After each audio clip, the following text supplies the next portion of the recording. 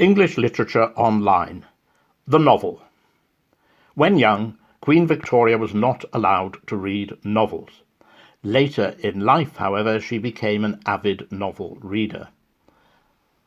Proof of this may be gleaned from the record of a conversation between the Queen and Prince Albert one evening at Windsor Castle. The conversation, too, is testimony to the variety and ingenuity of English novelists.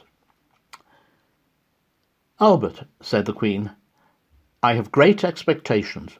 "What the Dickens!" Albert ejaculated, tripping over the rug and bumping into the table. "Surely not more Children of the New Forest. I thought we had enough Little Women and Little Men."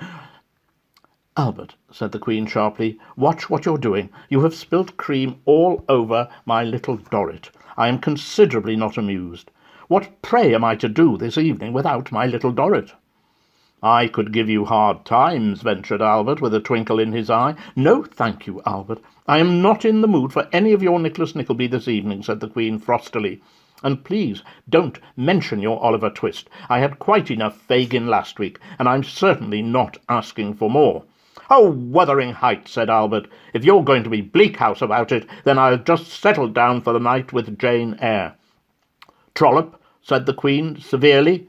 "No," said Albert, "Charlotte Bronte." "You've finished with Agnes Grey, then?" "Yes, she's gone with the last of the barons, and didn't take much persuasion," said Albert sadly.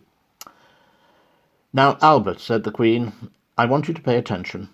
I'm going to pop out for a few moments to see Dr. Thorne for desperate remedies to deal with my wind in the willows.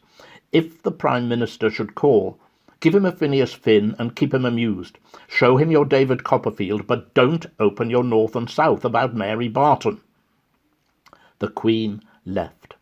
Albert settled down with Jane Eyre on his knee, but before he could begin, the Prime Minister walked into the room.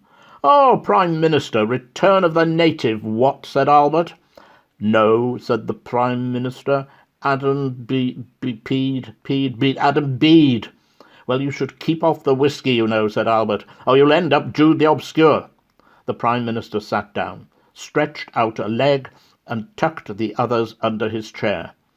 "Just been talking to our mutual friend, old Middlemarch," he said with a leer. "Seems he's been having a spot of Daisy Miller down at the mill on the Floss." "Lucky old Middlemarch," said Albert enviously. "All I ever get are wives and daughters." "Me too," said the Prime Minister. "This last month I've only managed as much as the hand of Ethelberta. Been having trouble with me Tess of the d'Urbervilles again, you know." "That must be a damned nuisance," said Albert. "Too much turn of the screw, I suppose." "Yes, 'fraid so. Tried a bit of Howard's End at one time, but Ivanhoe taste for that sort of thing. I had to go back to Emma." At that moment the Queen returned, full of sense and sensibility. Then all of a sudden Albert turned quite green. He stood up. He let fly an enormous trumpet major in 3 volumes.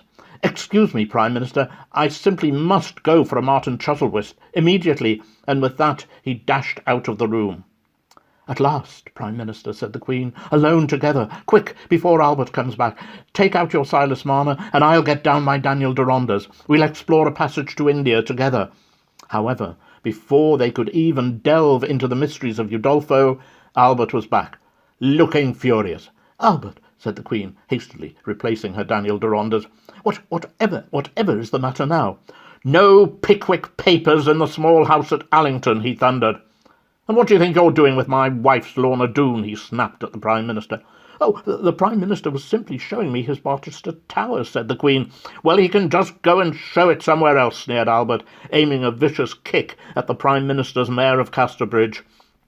The Prime Minister left, taking Albert's shoe with him. Albert looked at the Queen, who looked back tenderly. "Albert," she said softly, "you can be the tenant of Wildfell Hall tonight, if you want to."